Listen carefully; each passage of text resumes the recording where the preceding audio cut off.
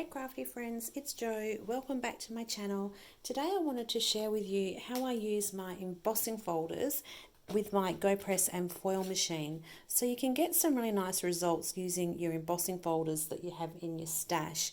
My first little tip though would be that you need embossing folders that have a relatively tight pattern. You don't like these ones here, for example. You don't want embossing folders that have like a bit of space here, because when you put your foil over it, the foil is going to catch and you will get foiling on places that you don't want foiling. So I find for me, if I use an embossing folder that has a tighter pattern, I get a better result. And the other thing as well is that you're not going to get a crisp, clear result with the embossing folders. It's not designed to do that. So your embossing folders are kind of rounded a little bit. So you're not going to get those really nice crisp lines, but it is another way of using your stash. And you can get some really nice results with these as well. So I thought I would share with you what I do. So I've got my GoPress and foil machine. It is nice and hot. Now I'm using not the thick metal conversion plate that I have been using. So this is a nice thick one that we have been using. I'm using the thin metal adapter plate. Now, you will probably have one of these in your stash at home. These are the metal shims or plates that you use to help die cut with your intricate dies. So you'll need one of those, and I've got that sitting on my platform getting nice and toasty warm. I've got my foil. So I've just cut myself a little piece here. And I'm going to lay that down, again pretty side down. Then I'm going to put my paper on the top, and then my folder. So you'll notice this folder here has lots of foil on it. It's been used quite a lot before. That's no big deal. This will all come off with some acetone. It will come off, and it doesn't affect the embossing folder either. So it doesn't melt the folder. Your folder will work perfectly fine after you've been foiling with it. So you've got two sides to your embossing folder. You can choose which side you want to use. Obviously the side that is up is the side that is going to catch the foil. So I'm choosing to use this side here. So I'm going to pop that down on my plate. Then I'm going to use just one sheet of cardstock just for a little bit of extra pressure. Now your machine may not need this.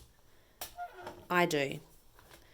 So I'm just going to let that sit for a minute. We're going to let this hang off the end, and then I'm going to run it through my die cutting machine. So I'm just using my electric machine today.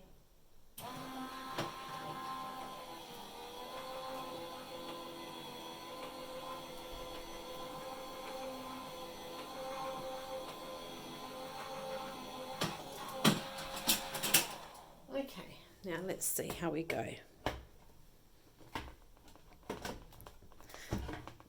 It's a little bit tricky to line everything up and keep everything in the camera too. Okay, there's my shim.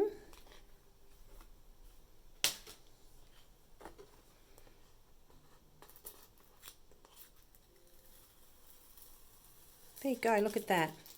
So again, don't throw your waste out, but that's the result that you get. So I didn't use the whole of the embossing folder, I just cut this short just to show you. So you can get some really cool results using your embossing folders.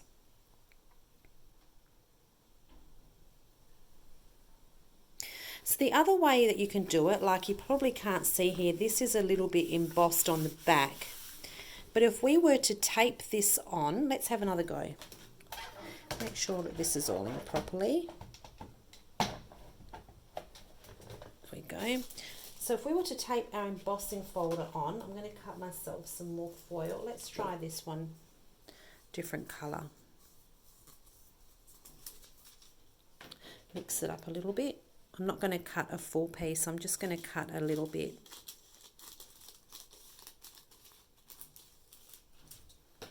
Okay. So we can actually tape all this on. So again, we want our foil coloured side down, then we've got our cardstock, and then we have our embossing folder.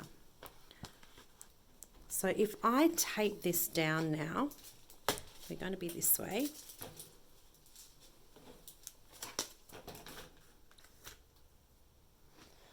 Some washi tape.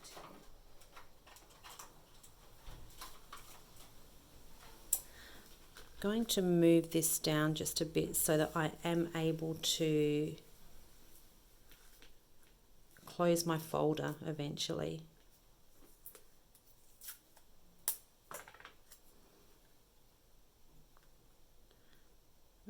Let's tape that there. I'm thinking on the fly here, so just bear with me. And I'm also going to tape the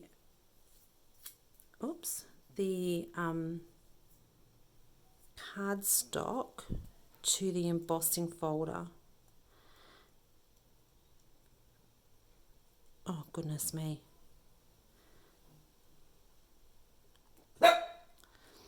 Let's just try with this little piece here. We shouldn't need a lot. So I'm going to tape this onto the embossing folder just to hold that in place. I'm then going to pop this down on my machine. I'm going to pop another piece of cardstock on top. I'm just going to let that heat for a little bit. There's that piece there that we foiled before. So again, I'm going to run this through my die cutting machine.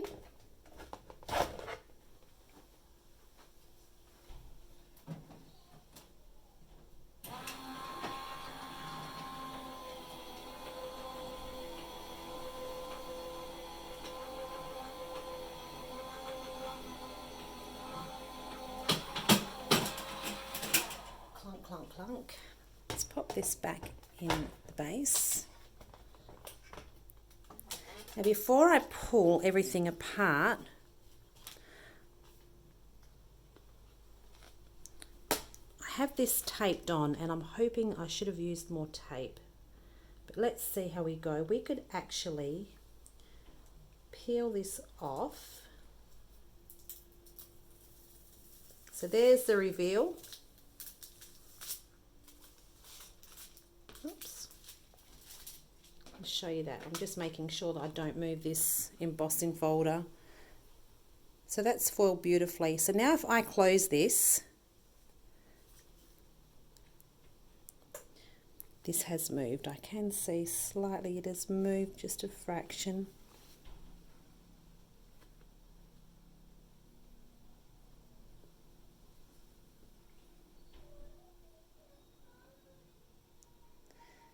Just bear with me while I try and line that up a little bit better. So now I'm going to put this through my normal plates that I would use. I need, what do I need? I need 2 B plates for embossing. Sorry, not prepared for that. This is just something that I decided to do on the fly. Right, 2 B plates.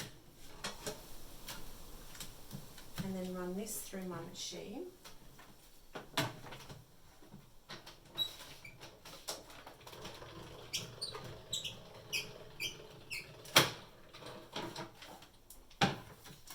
Let's see how we go now.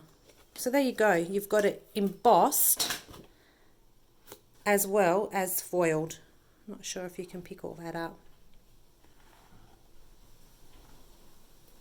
So to emboss as well as foil, you'll need to make sure that you've got your cardstock taped to your embossing folder.